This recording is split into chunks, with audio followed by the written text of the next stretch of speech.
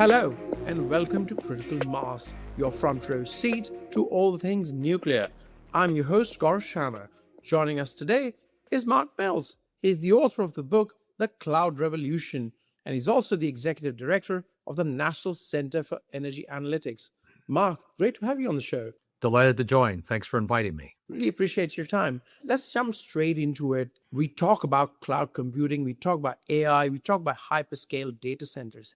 By some counts, the International Energy Agency reckons if the global power demands keeps expanding the way it is, we will be adding the base load of Japan once every 3 years. That's tremendous strain. So where does demand factor into it and how big a driver is?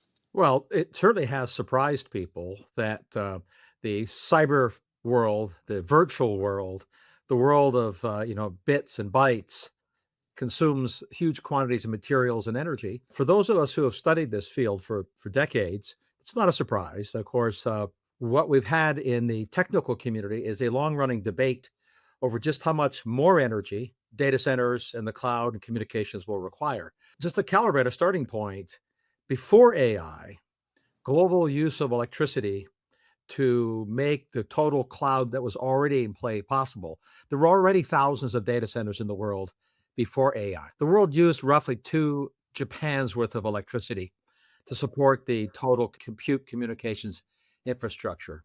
So really the debate was how much more could it use? And well, the question now answers itself.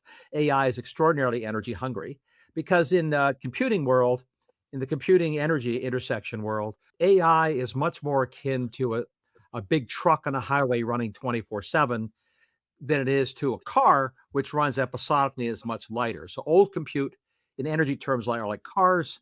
New compute is much more like trucks and airplanes. They are big, big data users. They carry a lot of data.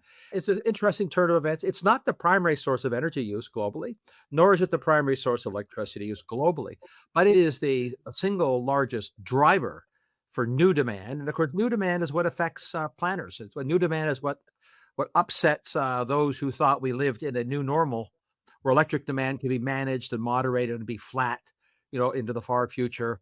And our only job in the electric sector was to figure out how to replace existing generation.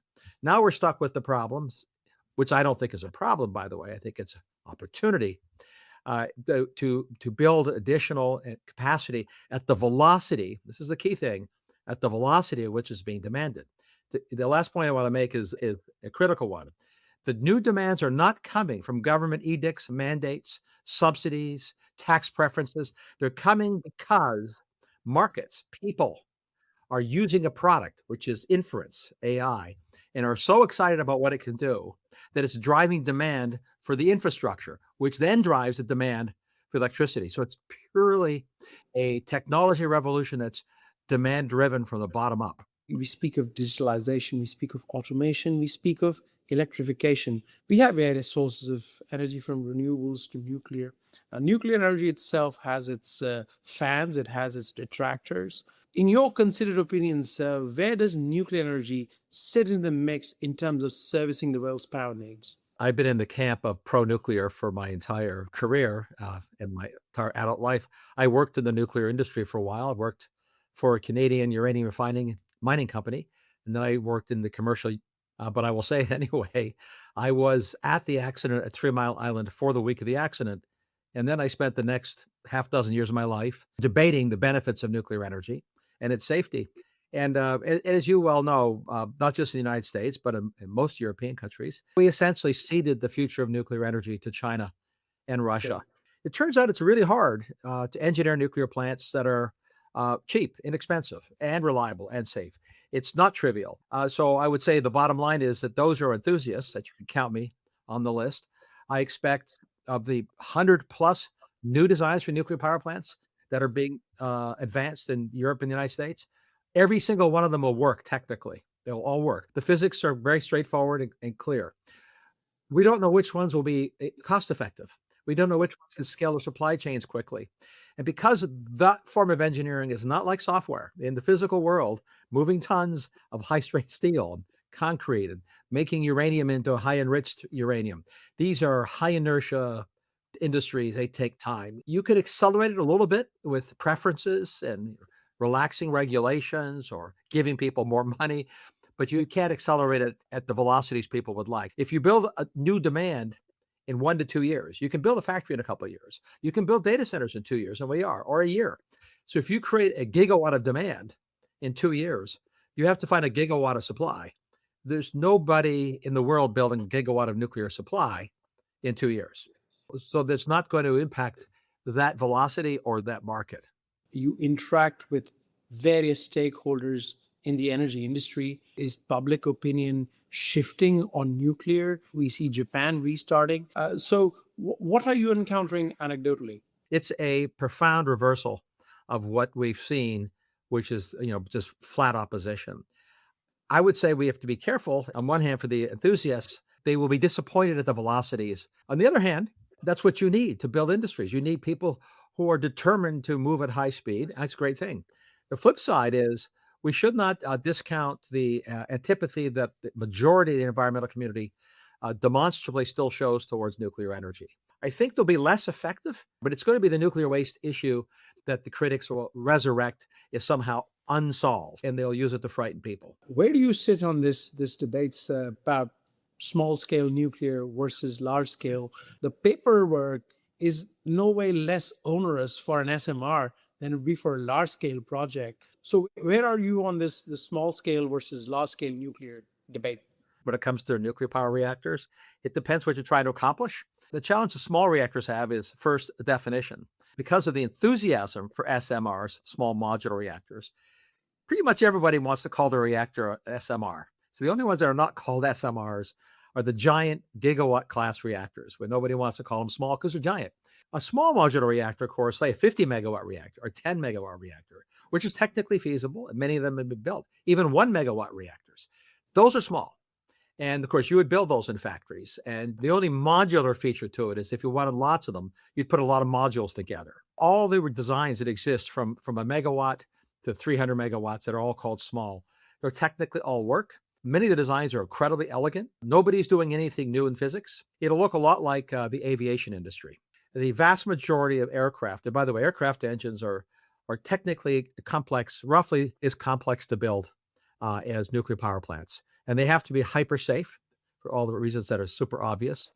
Then they're power machines. A typical, A320 or Boeing 737 engine is a 25 megawatt machine.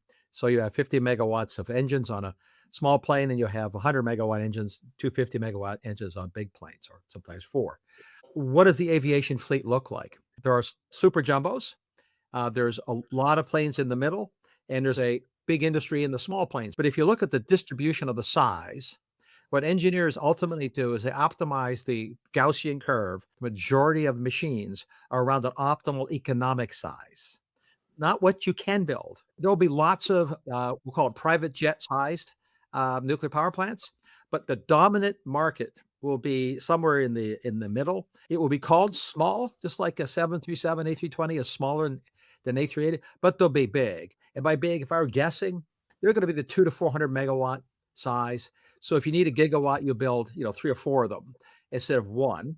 There'll still be lots of, gigawatt class reactors because in countries like China and the United States, the grids are so big, and there's multiple grids, they can accommodate that. And to your point, generally speaking, the permitting's the same.